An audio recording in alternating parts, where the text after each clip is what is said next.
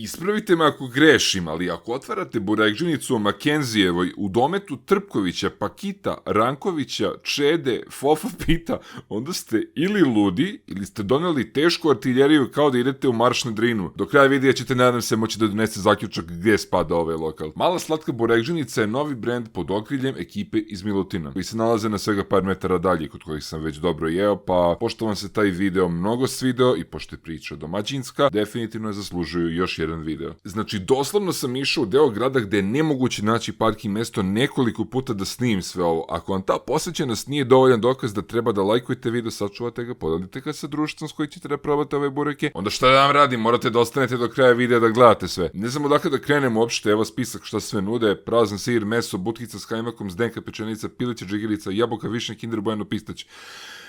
Neki od bureka su samo periodično ili ograničeno dostupni tokom dana, pa se nemojte čuditi ako ne bude vašeg željenog ukusa. Probao sam manje više sve, jedino nisam uhvatio pileću, džigericu i Bueno. Za Bueno doduše znam što da očekujem, jer sam se razvalio sa Stranger Things Kinder jajima u posljednje vreme. A da, mogu bih zapravo da pričam o ovom bureku, zar ne, a? Testo je fenomenalno, taman masno koliko treba da bude što se mene tiče, ništa preterano, tu je, oseti se. Bitno je da to mora da krcka s polja dok je sveže i vruće, a da je unutra slasno i da se topi. Meso je taman kako treba, ništa prekiselo, ništa prezračenjeno, samo čisto ukus mesa u principu. Butkica sa kajmakom je fino otkrovenje, ovakav burek definitivno nisam probao nigde. Zdenka pečenica je već viđena, ali je ova izvedba zaista odlična i za nivo iznad ostalih koje sam probao. Jabuka i višnje su rađeni sa pravim voćem, a ne sa nekim jeftinim džemom kao na jednoj od lokacije na kojoj sam bio skorije. Pistać, Dubai priča i to jaka. Čuo sam jedno parče majice koja je otkirana na pistaće, malo smo ga zaboravili u frižideru